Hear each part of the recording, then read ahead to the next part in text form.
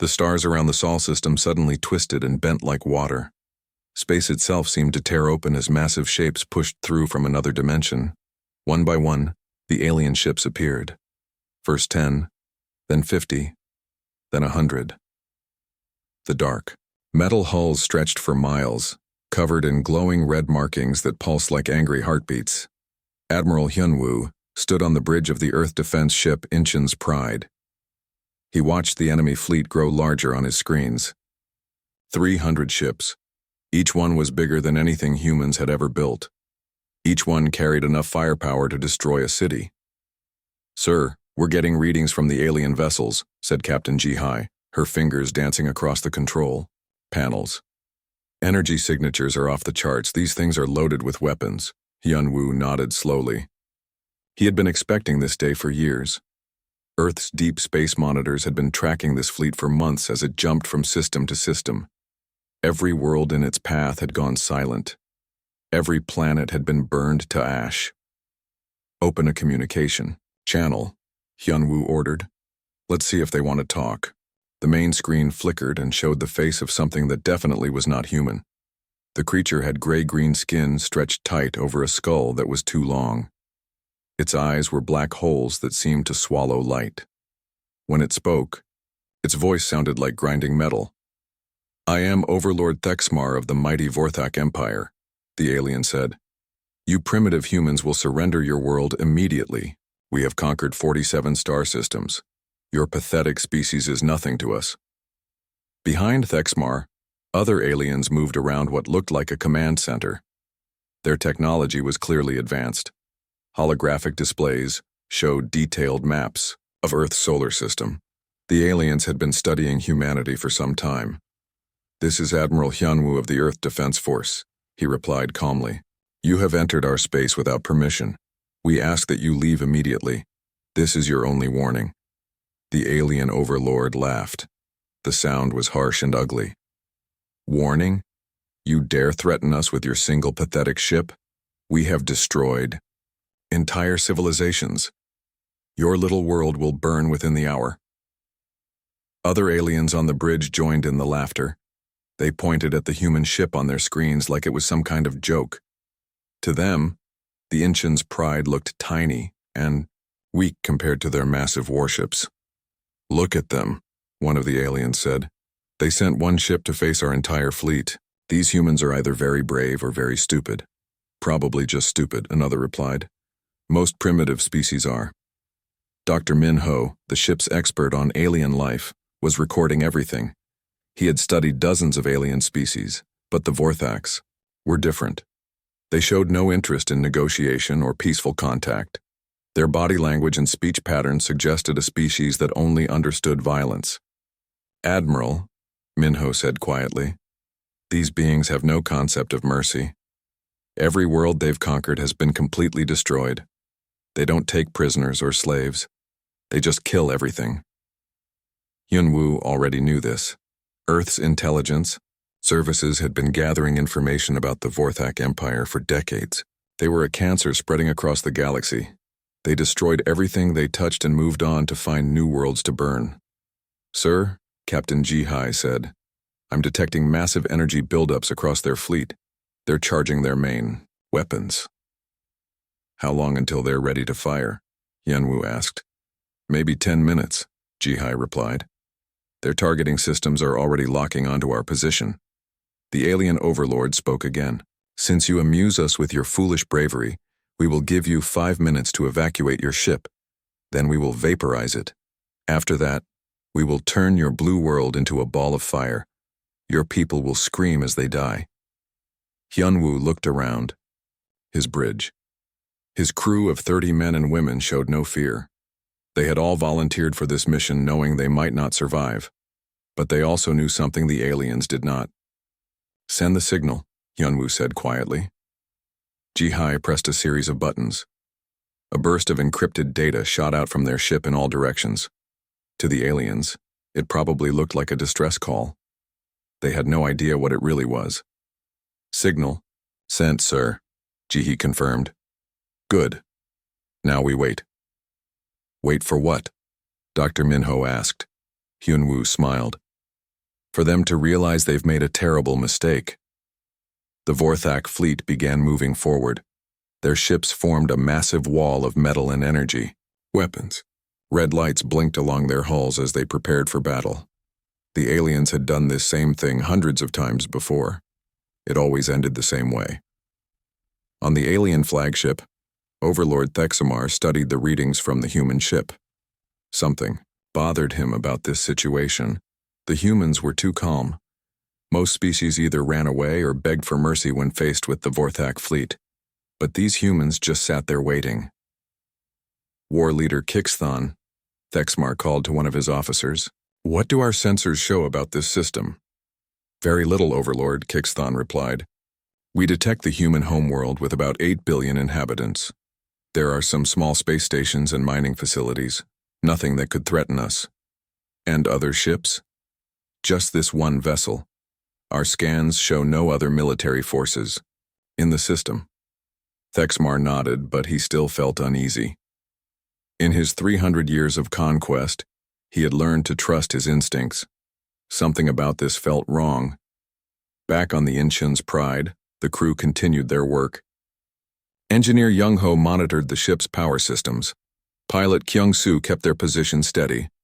Weapons officer Na-young had her finger ready over the firing controls, even though everyone knew their small guns would be useless against the alien ships. "Sir," Ji-hai said, "the aliens are hailing us again. Put them on screen." Overlord Thexmar appeared again. His black eyes seemed even darker than before. "Your time is up, humans. We will destroy your ship first, then your world. Watch as your people burn." "We gave you a warning," Hyunwoo replied. "You chose to ignore it. Whatever happens next is your responsibility." The alien overlord made a sound that might have been laughter. "What could you possibly do to us? You have one ship. We have 300. You have primitive weapons. We have planet killers. Face reality, human. You have already lost." "Maybe," Hyunwoo said, "but you should remember something important about humans." "What is that?" "We don't give up easily." The transmission ended. The alien fleet continued its advance toward Earth. Their weapons were almost fully charged. In a few minutes, they would open fire and destroy the single human ship. After that, they would begin bombing Earth's cities. Dr. Minho was still recording everything. Future historians would want to know exactly how this day unfolded, if there were any future historians left alive. "Admiral," he said, "why aren't we running? Our ship can't fight their entire fleet." "Because running won't save Earth," Hyunwoo replied, "and because this ship was never meant to fight them." "Then what was it meant to do?" "To deliver a message, and to buy time." "Time for what?" Hyunwoo looked at his watch. "You'll see." The alien fleet was now close enough that they could see individual ships with their naked eyes. Each Vorthak vessel was a work of dark art, designed to inspire fear in their enemies. Spikes and blades covered their hulls. Red lights pulsed like blood flowing through veins. "All ships," came Overlord Thexmar's voice over the communications channel. "Prepare to fire on my command. Target the human vessel first. Let them watch their protectors die before we destroy their world." The 300 alien ships turned, their massive guns toward the tiny human cruiser. Energy built up in their weapon systems. The space around the fleet began to glow with deadly power. "Sir," Captain Ji-hai said, "they're about to fire." "I know," Hyunwoo replied. "Trust the plan." Dr. Minho gripped his chair. Engineer Young-ho said a silent prayer. Pilot Kyung-soo kept their ship steady, even though every instinct told him to run. "Fire," Overlord Thexmar commanded. 300 alien weapons discharged at once. Beams of pure energy shot toward the human ship. Each beam carried enough power to cut a mountain in half. Combined, they could have destroyed a small moon, but the beams never reached their target. Space itself seemed to explode around the alien fleet. Massive shapes appeared from nowhere, their hulls gleaming with fresh paint and deadly weapons. Ship after ship materialized from the darkness between the stars. Each one was larger than the biggest Vorthak vessel. The human ghost fleet had arrived. Admiral Subin's voice echoed across all communication channels. "This is the Earth Defense Fleet. You were warned to leave our system. You chose to ignore that warning. Now you will face the consequences. Overlord Thexmar stared at his tactical display in complete shock. Where moments before his sensors had shown empty space, now there were hundreds of human ships. Massive dreadnoughts, sleek destroyers and carriers launching swarms of fighters. "How is this possible?" he whispered. His navigation officer's voice shook with fear. "Sir, they're everywhere. We're completely surrounded."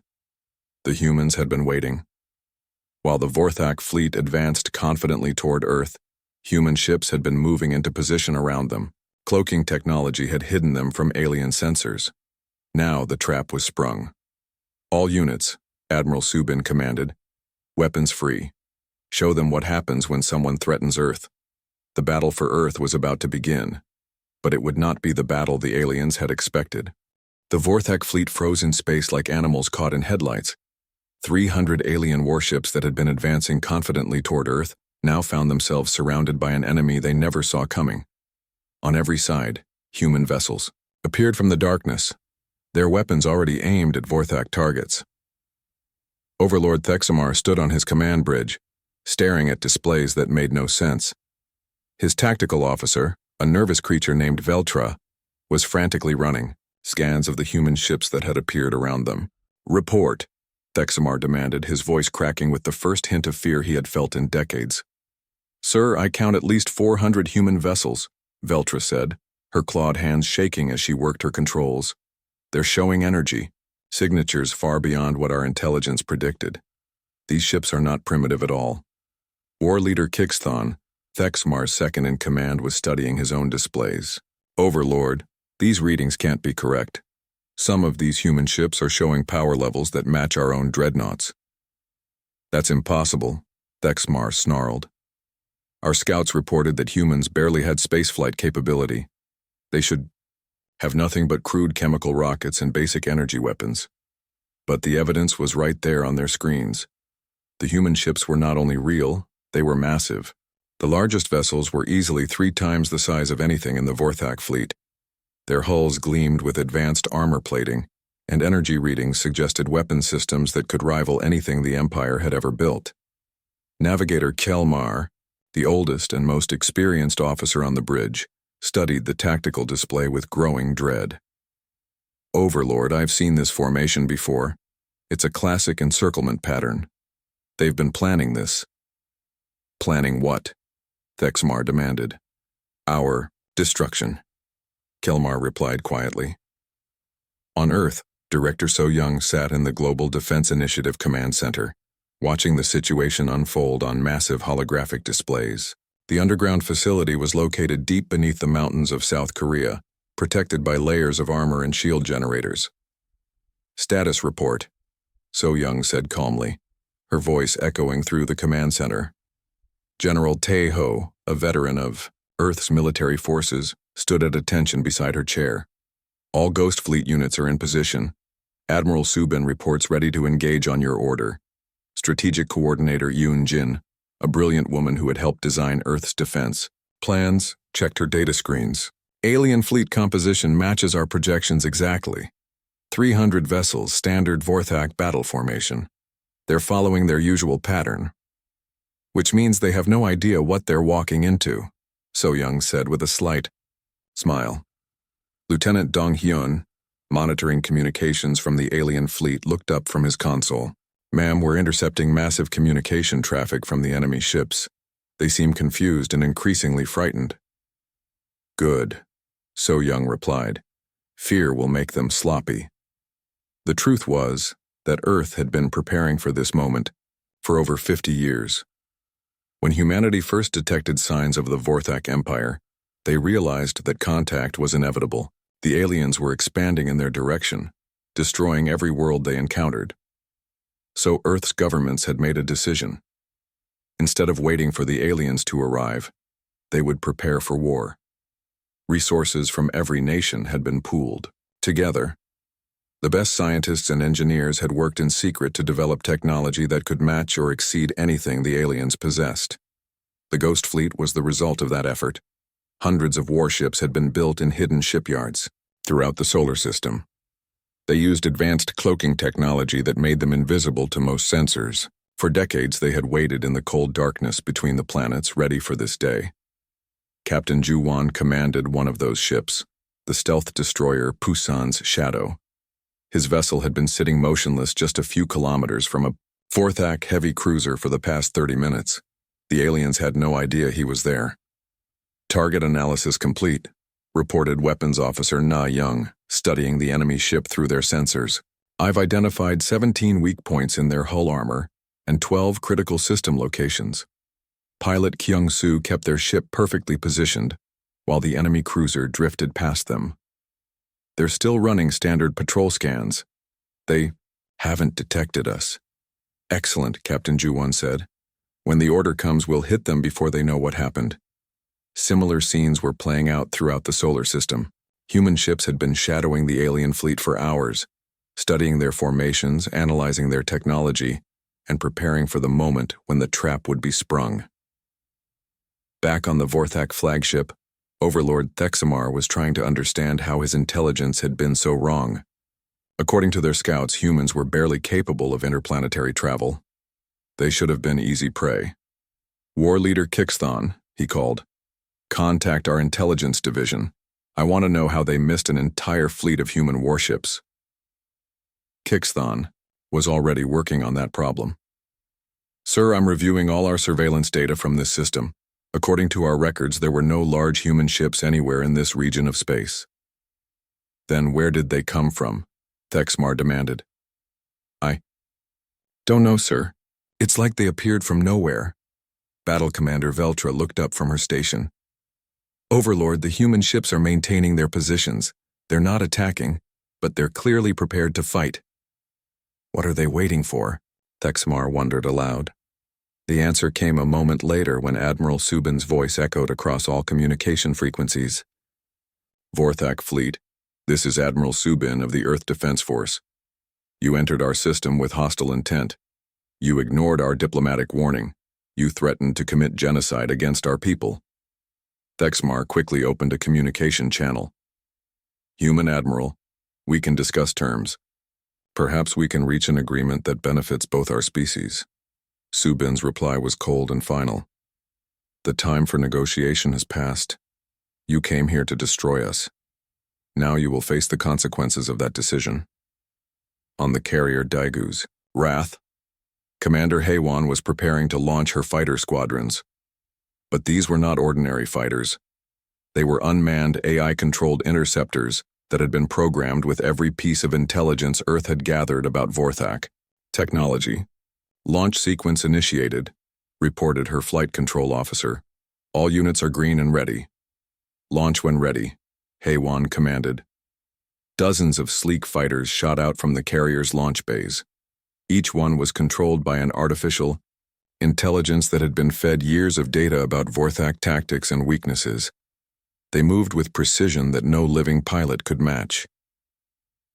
The Vorthaks watched in growing horror as human fighters swarmed around their fleet. The small craft were incredibly fast and agile, darting between the larger ships like angry wasps. Sir, Navigator Kelmar said urgently, I'm detecting massive energy buildups throughout the human fleet. They're preparing to attack. Overlord, Thexmar realized that his empire's reputation for invincibility was about to be shattered. For the first time in 300 years of conquest, the Vorthaks were outgunned and outnumbered. All ships, he commanded, charge weapons and prepare for battle. We may be outnumbered, but we are Vorthaks. We do not surrender. His fleet responded to the order, but their movements seemed sluggish and confused. The crews were rattled by the sudden appearance of the human forces. Many of them had never faced an enemy that could match their technology. On Earth, Director So Young watched the alien fleet's preparations with calm satisfaction. Everything was proceeding exactly as planned. Admiral Subin reports ready to engage, General Tejo announced. Intelligence indicates the aliens are attempting to form a defensive formation, added Coordinator Yunjin. Too late for that, So Young said. Give Admiral Subin the go-ahead. The order was transmitted instantly. Throughout the human fleet, weapons systems that had been waiting in standby mode suddenly came online. Energy began building in cannon barrels that could punch through the thickest armor. Missile tubes loaded warheads designed specifically to penetrate Vorthak shields. Admiral Hyun-woo, still aboard the Inchin's Pride, watched as the massive human fleet prepared for battle. His small ship had done its job perfectly. It had delivered the warning and bought time for the Ghost Fleet to get into position. "Sir," Captain Ji-hai said, "Admiral Subin is requesting permission to engage." "Tell her the aliens have made their choice," Hyun-woo replied. They were warned. Now they face the consequences. The Vorthak Empire was about to learn why humanity had survived every threat their violent world had thrown at them. Earth was a planet where the apex predators had evolved intelligence, developed technology, and reached for the stars. The aliens thought they were hunting prey. Instead, they had awakened something far more dangerous than they could have imagined. Space around the Sol system was about to become a graveyard for those who threatened Earth. The moment Admiral Subin gave the order to attack, space around the Vorthak fleet erupted into chaos. What had seemed like empty void suddenly blazed with the fire of hundreds of human weapons. The Ghost Fleet revealed its true power for the first time. The massive dreadnought Sol's Vengeance opened fire with its main guns. Beams of pure energy, each one thicker than a city bus, slammed into the alien flagship. The Vorthak shields, which had protected them against countless enemies, flickered and sparked under the assault. Overlord Thexmar was thrown to the floor of his bridge as his ship shuddered under the human attack. Emergency lights flashed red. Throughout the vessel, his crew shouted reports of damage and system failures. "Shields down to 60%, War Leader Kixthon called out, struggling to stay at his station. "Return fire," Thexmar roared, pulling himself back to his feet. But the Vorthaks discovered that returning fire was not as easy as it sounded. The human ships moved with speed and precision that seemed impossible for vessels of their size. They darted between the alien formations, striking hard and fast before disappearing behind cover. Captain Ju Wan's stealth destroyer, Pusan's Shadow, had been waiting for this moment. As soon as the battle began, he struck the Vorthak heavy cruiser that had been drifting nearby. His weapons officer, Na Young, had spent 30 minutes studying every weak point on the enemy ship. "Firing," Na Young announced. A series of precision strikes hit the alien cruiser in exactly the right places. The ship's weapon systems exploded in brilliant flashes of light. Its engines went dead. In less than 10 seconds, a mighty Vorthak warship had been reduced to a floating piece of junk. "Target neutralized," pilot Kyung-soo reported with satisfaction. "Excellent work," Captain Ju-wan said. "Find us another target." The same scene was playing out throughout the alien fleet. Human ships that had been hiding in the darkness were now striking with deadly accuracy. Each attack was perfectly planned and flawlessly executed. Commander Haiwan's AI fighters were proving devastatingly effective against the Vorthak defenses. The unmanned craft moved in perfect coordination, attacking from multiple angles at once. The alien point defense systems, designed to stop traditional fighters, could not keep up with the inhuman precision of the AI pilots. Wave 1 reports, "Successful penetration of enemy formations," her flight control officer announced. "We're seeing massive damage to their smaller vessels." "Launch Wave 2, Haiwan ordered. "Focus on their command ships." More fighters poured out of the human carriers. Each squadron had been programmed with specific targets and attack patterns. They moved like a swarm of deadly insects, overwhelming the alien defenses through sheer numbers and perfect coordination. On the Vorthak flagship, Navigator Kelmar was trying to make sense of the tactical display. Red symbols indicating damaged or destroyed ships were appearing faster than he could count them. "Overlord," he said urgently, "we've lost 15 ships in the first 2 minutes of battle. Our formation is collapsing." Thexmar could not believe what he was hearing. The mighty Vorthak fleet, which had conquered dozens of star systems, was being torn apart by these supposedly primitive humans. "How is this possible?" he demanded. "Our intelligence said they had no real military." "Sir," Battle Commander Veltra called from her station, "I'm analyzing the human weapons. Their technology is far more advanced than our scouts reported. These energy signatures match or exceed our own capabilities." The truth was becoming clear to the Vorthak commanders. Their intelligence about humanity had been completely wrong. Earth was not a defenseless world populated by primitive creatures. It was the home of warriors who had been preparing for this fight for decades. Chief Engineer Young-Ho, aboard one of the human battlecruisers, was monitoring the performance of their new weapon systems. For years, he had worked to design energy, cannons that could penetrate Vorthak shields. Now he was watching his creations in action. Adaptive plasma cannons are performing perfectly, he reported to his captain. Enemy shields are breaking down faster than predicted. The human weapons had been specifically designed to counter Vorthak technology. Earth scientists had studied every piece of alien wreckage they could find, learning the weaknesses in their armor and shield systems. Now that knowledge was being put to deadly use. Captain Insu of the missile frigate Olsen's Fury was coordinating precision strikes against enemy vessels. But unlike some of the other human ships, his orders were not to destroy the aliens completely. Target their engines and weapons, he told his crew. We want prisoners, not corpses. Why keep them alive? Asked his weapons officer. Intelligence, Insu replied. We need information about their empire, and we need witnesses to carry word back to their homeworlds. The human strategy was not just about winning this battle. It was about sending a message to the entire Vorthak empire. Earth wanted every alien world to know exactly what happened when someone threatened humanity. Meanwhile, the Vorthaks were learning that their opponents were not only technologically superior, but also tactically brilliant. The human fleet moved with coordination that seemed almost telepathic. Ships covered each other's attacks, shared targeting data, and executed complex maneuvers with perfect timing. Admiral Subin commanded the entire fleet from her dreadnought's bridge. Her staff included some of Earth's best military minds, officers, who had spent years studying alien tactics and developing countermeasures. Status report, she called out. 37 enemy vessels disabled or destroyed, reported her tactical officer. 0 human casualties so far. Enemy formation is in complete disarray, added her navigation officer. They're trying to retreat, but our positioning makes it impossible. Subin nodded with grim satisfaction. The battle was proceeding exactly as planned. The humans had not just surprised the aliens, they had completely outmaneuvered them. Dr. Jimin, a xenopsychologist aboard the command ship, was monitoring communications from the alien fleet. What she heard troubled her deeply. Admiral, she said, the intercepted alien communications contain references to previous conquests. They're discussing the destruction of inhabited worlds, the enslavement of entire species. How many worlds have they destroyed? Subin asked. From what I can determine, dozens, maybe hundreds. This empire has been committing genocide on a massive scale. The revelation made the human officers even more determined to win.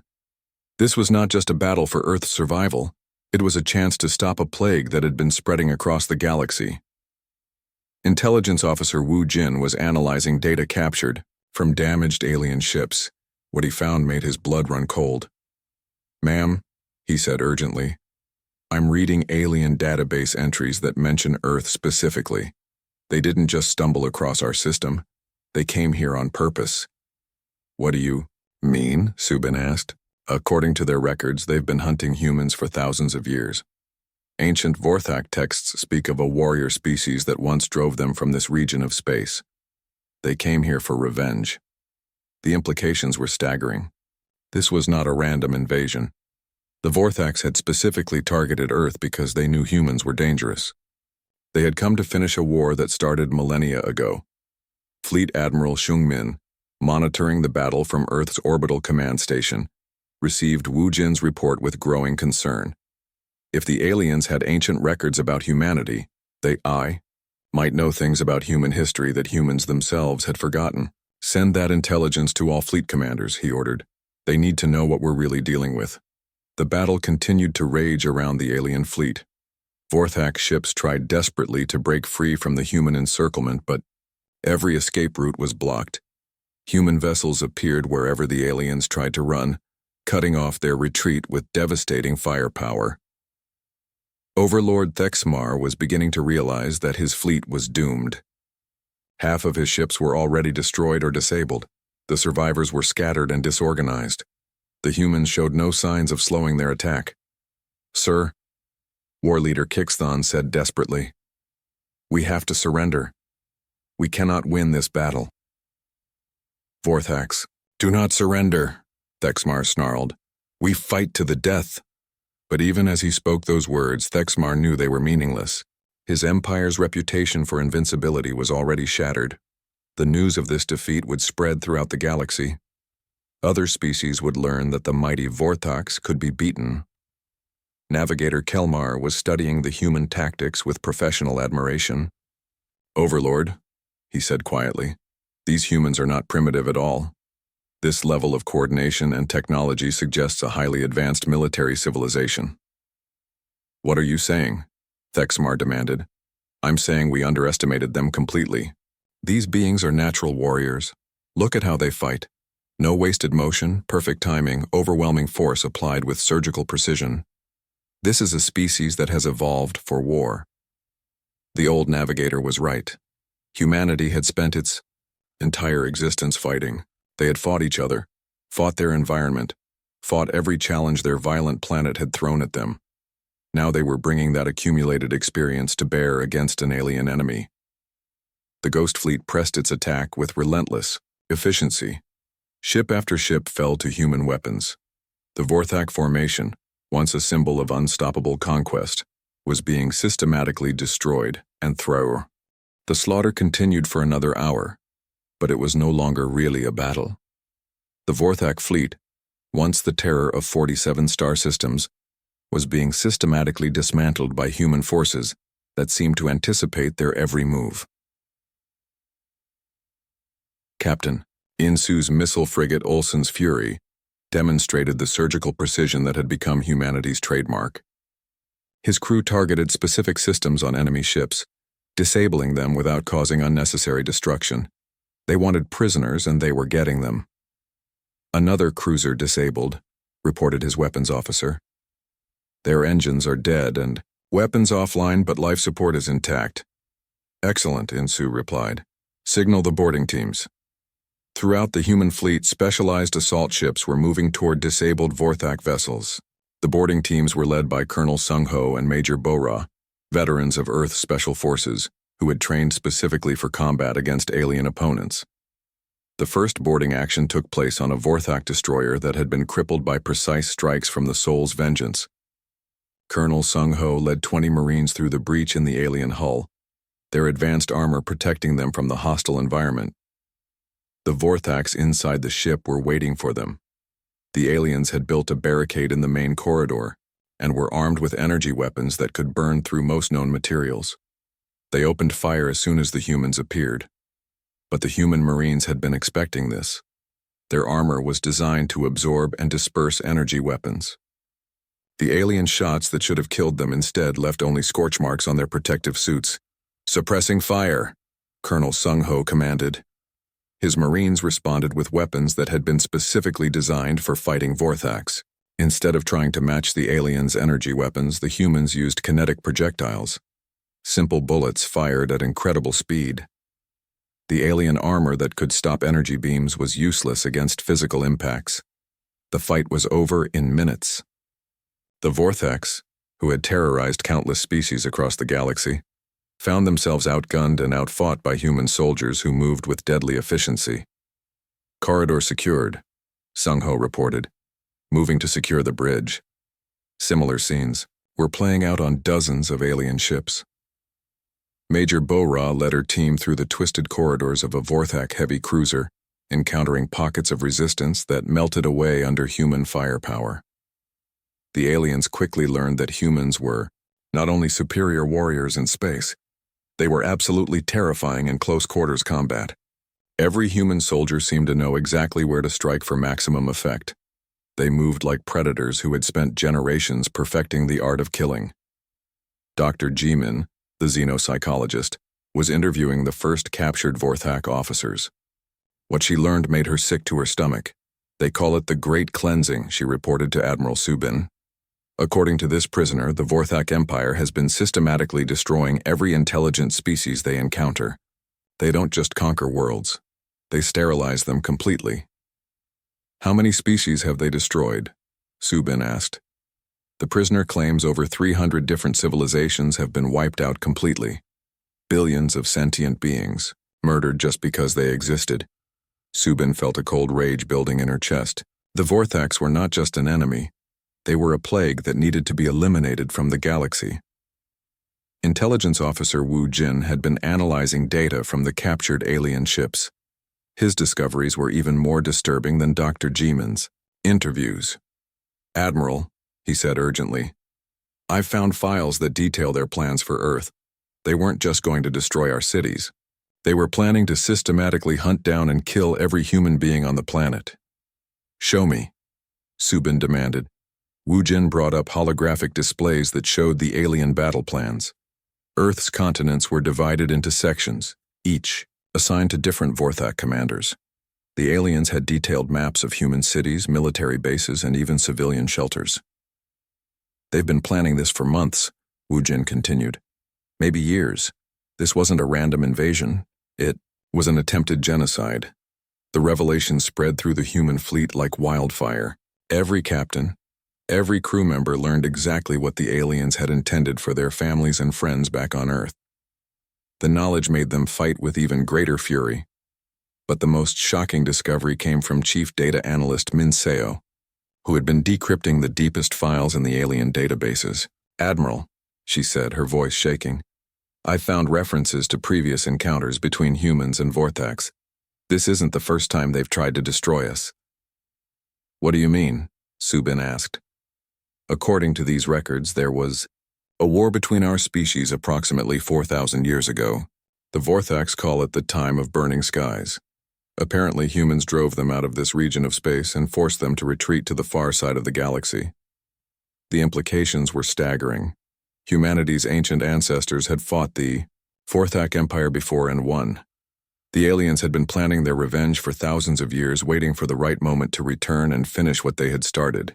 That's why they knew exactly where to find us, Wu Jin realized. They've had our location in their records for millennia. Fleet Admiral Sung Min, receiving these reports from his orbital command station, immediately contacted Director So Young on Earth. Ma'am, he said, this attack wasn't random. The aliens have been planning to destroy humanity for thousands of years.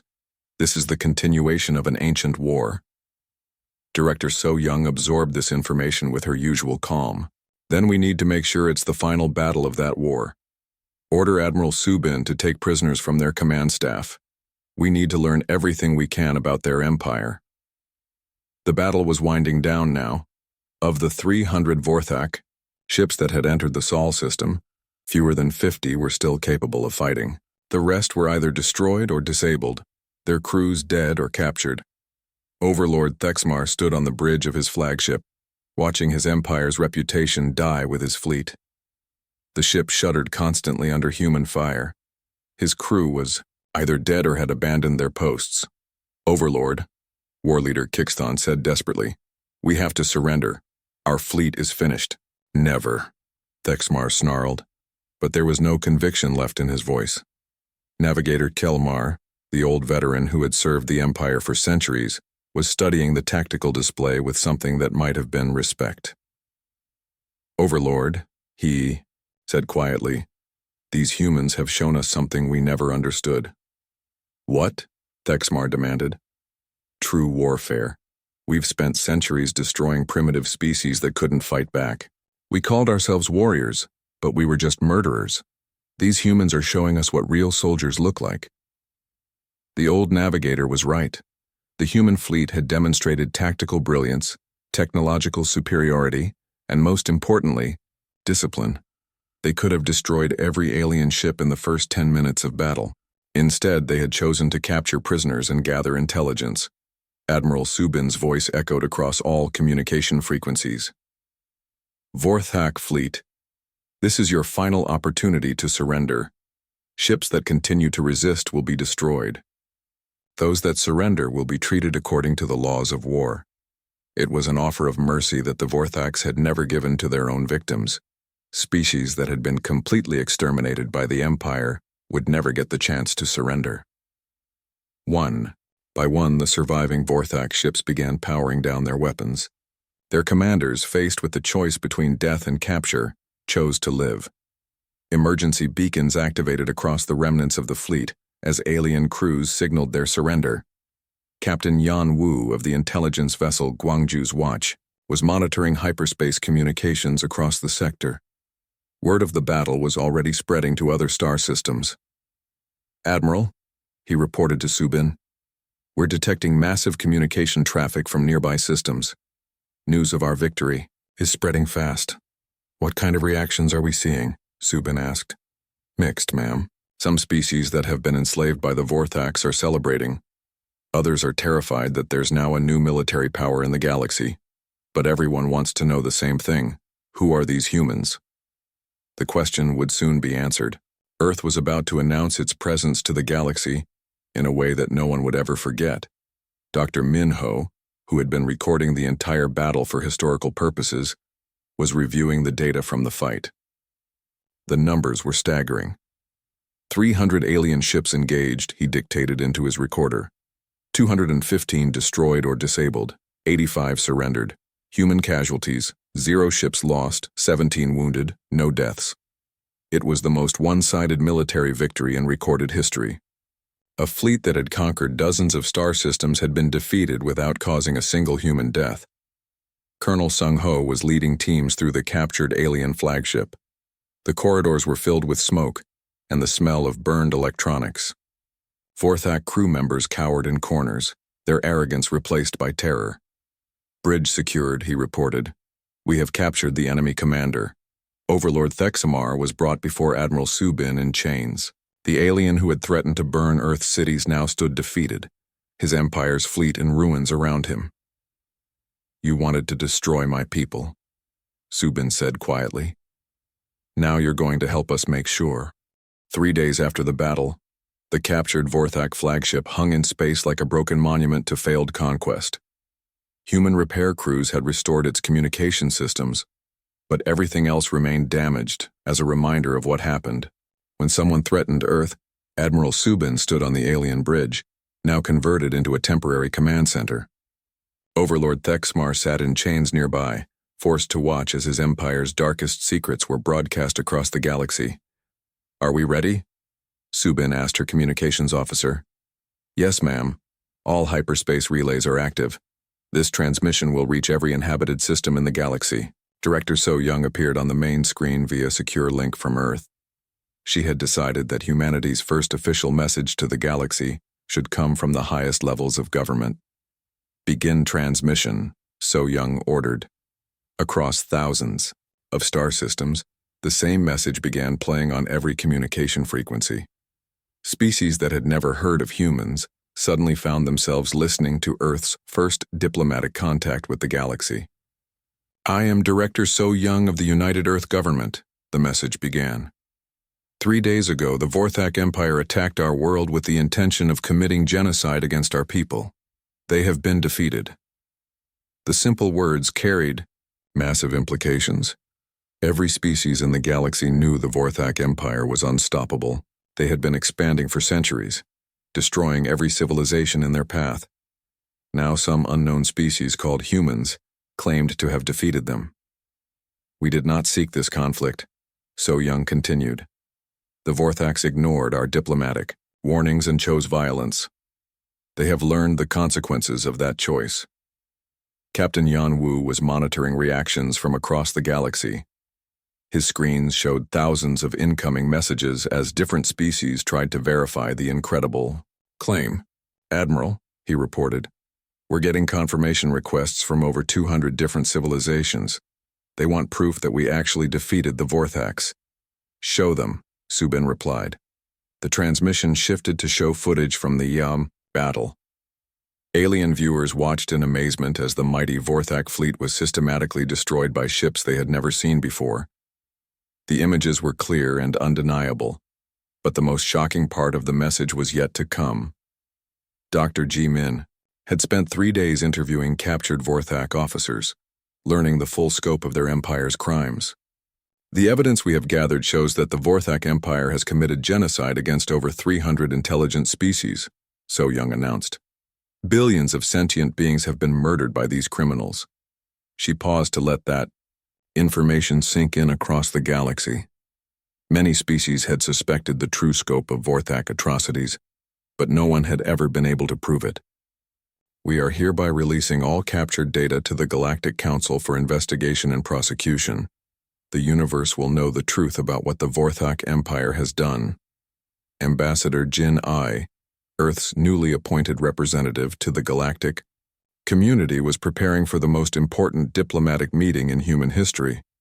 She would soon address the Galactic Council, a loose organization of species that tried to maintain peace between star systems. "Are you ready for this?" General Tejo asked her. "As ready as anyone can be for introducing humanity to the galaxy," Jin A replied, "although I suspect they're more curious about us than we are about them right now." That was certainly true. Intelligence reports showed that every major civilization was trying to learn everything they could about these mysterious humans who had appeared from nowhere to defeat the galaxy's greatest threat. But Earth had its own intelligence gathering operation underway. Intelligence Officer Wu Jin had been analyzing the captured Vorthak databases for 3 days straight, learning about the political structure of the galaxy. "Ma'am," he reported to Director So Young, "the Vorthak data contains detailed information about 43 different spacefaring civilizations. Most of them have been paying tribute to the Empire to avoid being destroyed." "Tribute?" So Young asked. "Resources, technology, sometimes population for slave labor. The Vorthaks have been running a protection racket on a galactic scale." This revelation changed everything. The Vorthak Empire had not just been conquering worlds, they had been systematically exploiting every species they encountered. The galaxy was full of civilizations that had been living in fear for centuries. Strategic Coordinator Yun Jin was studying the political implications. "If we can prove that the Vorthak threat is truly ended, we could trigger a massive shift in galactic politics. Dozens of species might be willing to ally with us, but they'll also be wondering if we're going to replace the Vorthaks as the dominant military power," General Tejo pointed out. "They might fear us more than they feared the aliens." So Young nodded. "That's why our next actions are so important.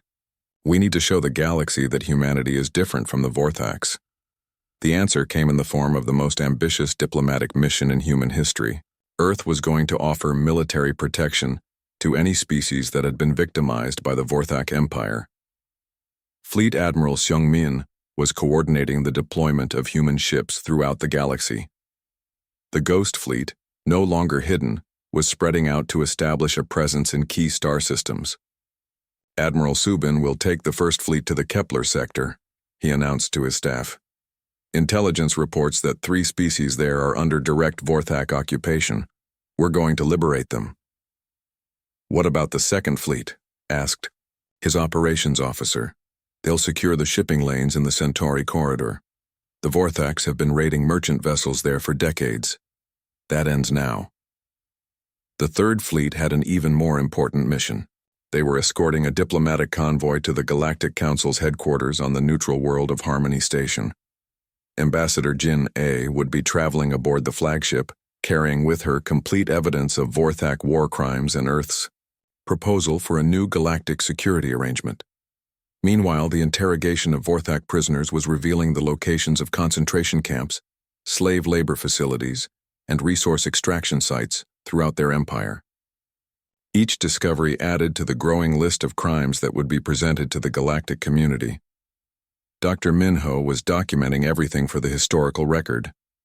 "This is the largest revelation of systematic genocide in galactic history," he noted. "The Vorthaks make ancient Earth dictators look like amateurs, but the most important discovery came from the analysis of the enemy flagship's central computer. Chief Data Analyst Min Seo had finally cracked the highest levels of encryption. "Admiral," she reported excitedly, "I've found the location of the Vorthak homeworld. It's called Vorth Prime, located in the Terminus sector." "What's the strategic situation there?" Subin asked. "According to their own records, it's defended by their entire reserve fleet, over 1,000 ships, including their most advanced dreadnoughts." The news spread quickly through the human command structure. The Vorthak Empire still had teeth, even after the destruction of their invasion fleet. Director So Young convened an emergency meeting of Earth's leadership. The question was simple: should humanity attack the Vorthak homeworld or focus on defending the liberated territories? If we leave them alone, they'll rebuild and attack again, argued General Tejo. The only way to ensure permanent peace is to eliminate their ability to make war. But if we attack their homeworld, we become conquerors ourselves, countered Ambassador Jinne. How does that make us different from them? The debate continued for hours. Finally, Director So Young made the decision that would define humanity's role in galactic politics. We will not attack Vorth Prime unless they attack us first, she announced. But we will establish a blockade around their system. No Vorthak ship leaves their territory without our permission. Their age of conquest is over. The announcement was transmitted to the galaxy along with detailed evidence of Vorthak crimes. The message was clear. Earth would defend the innocent, but it would not become an aggressor. Captain Yanwu was monitoring galactic reactions to the announcement. Ma'am, we're seeing overwhelmingly positive responses from species that were Vorthak victims. The Kepler Alliance has formally requested our protection. The Centauri Trade Union wants to discuss mutual defense agreements. What about potential threats? So Young asked. A few species are concerned about human military power, but most seem relieved that someone is finally standing up to the Vorthaks. Over the following weeks, Earth's diplomats and military forces spread throughout the galaxy. Vorthak occupation forces surrendered or fled when faced with human fleets. Concentration camps were liberated. Slave labor facilities were shut down. Admiral Hyunwoo, whose small ship had delivered the warning that started everything, was given command of the Liberation Fleet. Ship after ship full of rescued prisoners returned to their homeworlds, carrying stories of human compassion and military might. But the most symbolic moment came when the last Vorthak prisoners were delivered to their homeworld. Admiral Subin herself led the convoy, making sure that the surviving members of the invasion fleet reached safety. "Why are you letting us go?" Overlord Thexmar asked during the final prisoner exchange. "Because we're not like you," Subin replied. "We don't murder prisoners or commit genocide. Your people will have the channel."